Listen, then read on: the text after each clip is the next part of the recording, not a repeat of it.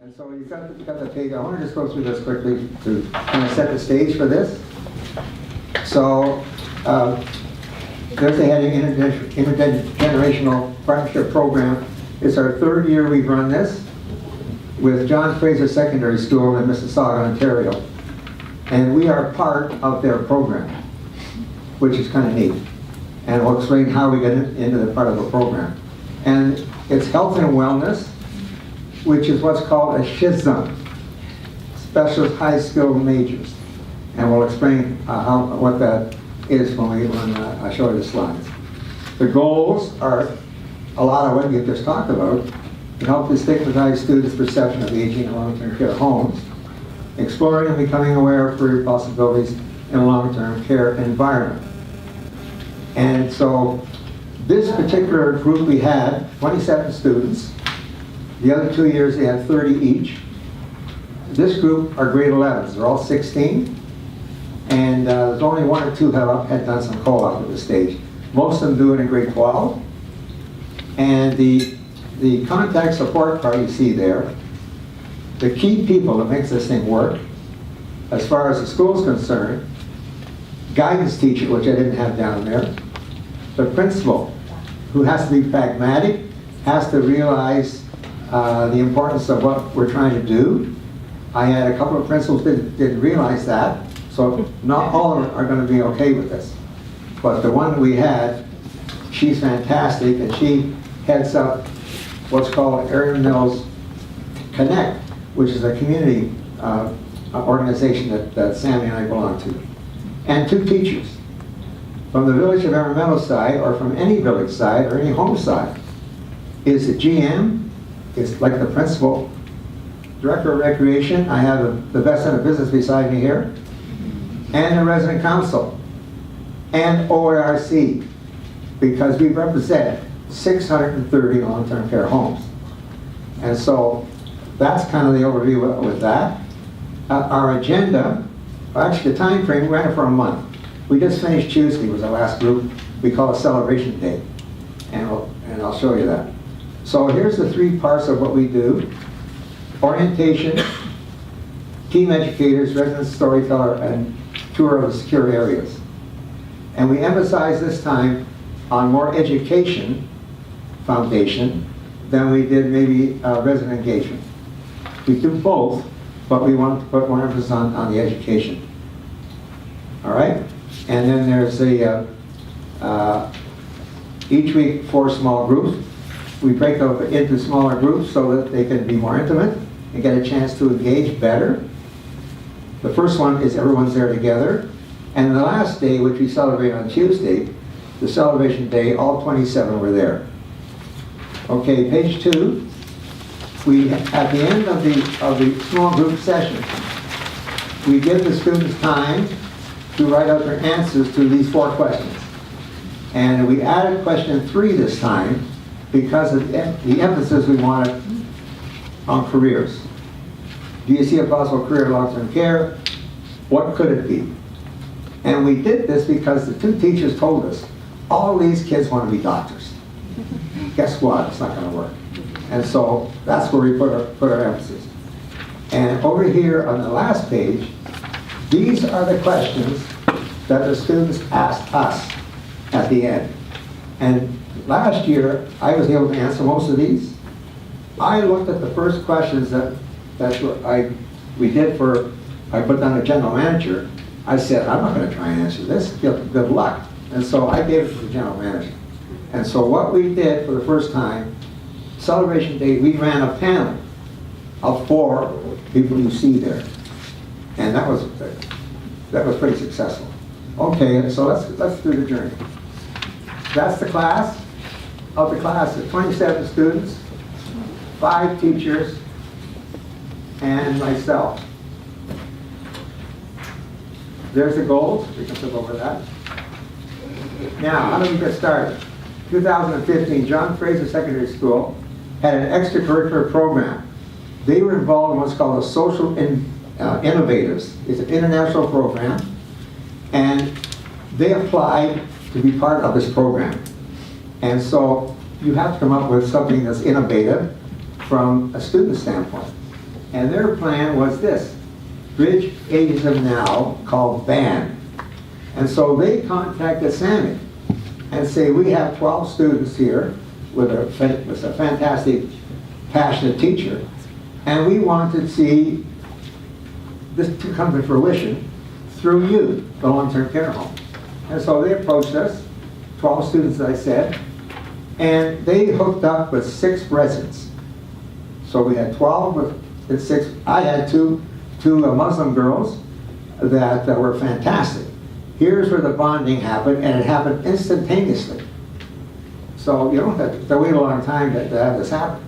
And that went on for a period of 5 weeks. Orientation, intimate group, celebration day at the end. And the program was so successful, we ran it in 2016, even though most of those kids had graduated. But one of the kids who was very shy, lacked self-confidence in the first group. The second group, she was the moderator.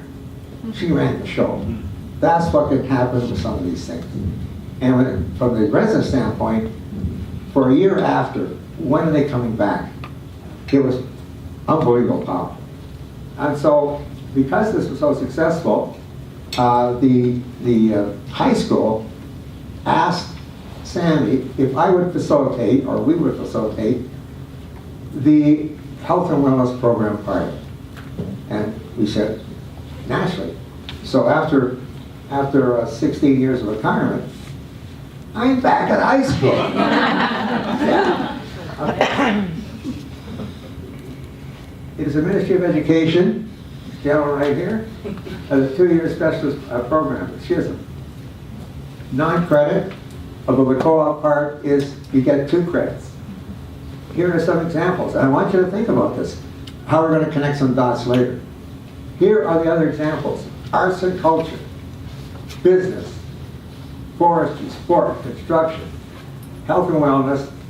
It's not really science, it's neurospace. But there's hospitality, there's agriculture, horticulture. So they all fit long-term care homes. They all fit. The experiential section of the health and wellness schism is the window that got us in there, because the experiential component, all the schisms have this. So they open the door for kids to explore their career possibilities. Well, there it is. And so we were the one that they wanted to try, long-term care home. Here they have arrived at the start of the orientation. Okay. Welcome from the general manager. I think I know this person.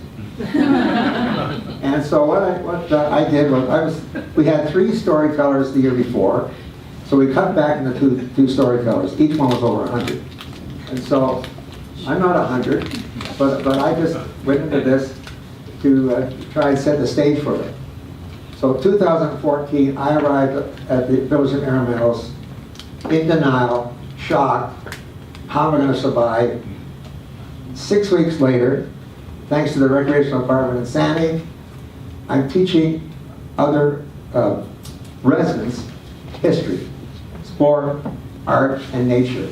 And one of the recreational therapists that you'll meet later with this, and myself, for 3 years, classes of 15 to 20, and my students' average age was 85. I had 5 over 95.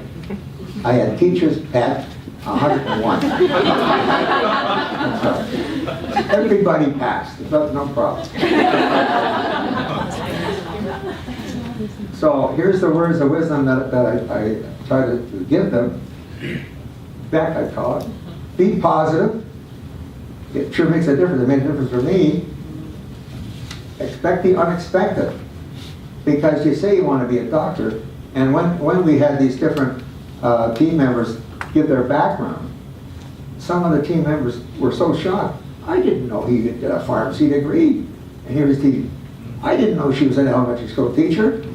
He changed. The light went on. They saw it. Keep an open mind. That's all. Okay. The Dementia Lecturer. This was one of the key educational parts of it. And this is a BSO, Behavioral Support Ontario expert on this. And she had them totally captivated for 1 hour. And what they did was, the Maryland was so good, they wanted her to bring her to the school and give a presentation to the entire staff of the school. That's the impact from that. Student engagement, that's one of the exercises she did. And so there's one of the young students out there going through that. The kinesiology session, we had the co-op student on the left, and we had the kinesiologist on the right, and they showed them the equipment. Now here's a small group session, where they came for 4 weeks, 2 hours, 7 or 8 students each one. And that, just sector one. Back it up. Okay, I had her speak to them because she's only been with the rectal therapist department for about 2 months. She's 22 years old. They could identify with something like this. And so they hung in everywhere. Why did you choose this? Why did you go with this? So that was why I did that one. Musical therapist. I didn't realize 5 years to become a musical therapist. My granddaughter is at the University of Western Ontario, 3rd year. She wants to be an art therapist. 6 years. So the kids, I had no idea that it involved that much education, and the students did. Recreational therapist, that's Larissa, my co-teacher at the front there, and that's in one of the, what we call country kitchens in the Schlegel homes. And the residents are sitting down there and listening to her explain how she went from being a drama teacher in Ukraine to a recreational therapist in Mississauga. Pretty interesting. Hoya lift demonstration. Education now. Here are some of the ones we wanted to push the education part of it, as I mentioned. We had the director of nursing care, Dennis, talk to them about how he switched from pharmacy to nursing, which is when he switched and he found out, well, his wife was in nursing. That's why he switched. And he went from, of course, nursing into the long-term care home. The co-op student was a gigantic hit because she's 22 years old and she had gone to a high school in Mississauga.